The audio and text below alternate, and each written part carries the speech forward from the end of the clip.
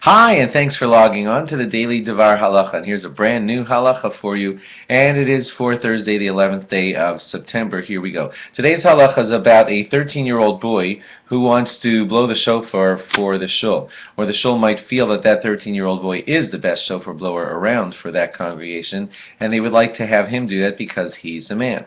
Well, this could be halachically a very important mistake, so listen carefully. Here are the facts.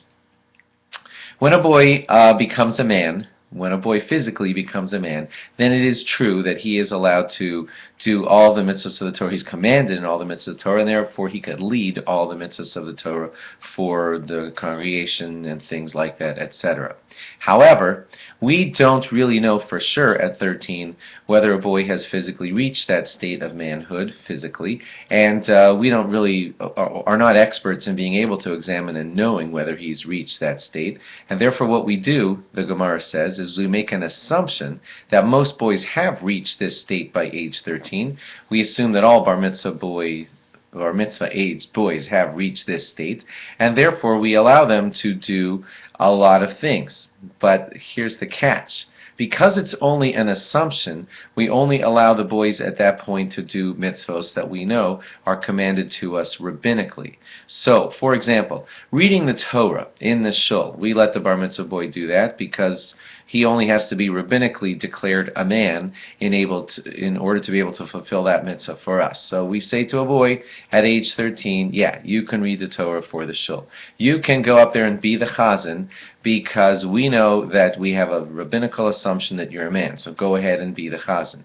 You can lead the zimun in benching because, now some of you are sharp out there and know that, wait a minute, benching, Birkat HaMazon at the end of a meal is biblical, so how can we let a boy lead that when he only turns 13 if we only have a rabbinical assumption that he's a man? The answer is very simple. Yes, it is a biblical command to say Birkat HaMazon, but to lead the zimun, to lead that three-man thing at the beginning, that is rabbinically commanded, and therefore the boy who can rabbinically fulfill that by saying, I have the assumption that I'm a man, he could lead benching. So most of the things that you're used to seeing a bar mitzvah aged boy do, like be the chazan, etc., those are all rabbinically assumed things, and therefore he's safe for all of those.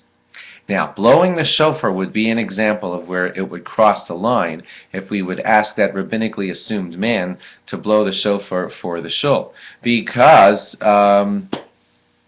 he's not certainly for sure yet a man, and you're asking him to biblically fulfill that command on behalf of all the other men in the shul who biblically need that command fulfilled for them. And if this young man is still a boy, technically, biblically speaking, then he can't fulfill the mitzvah for all of the men.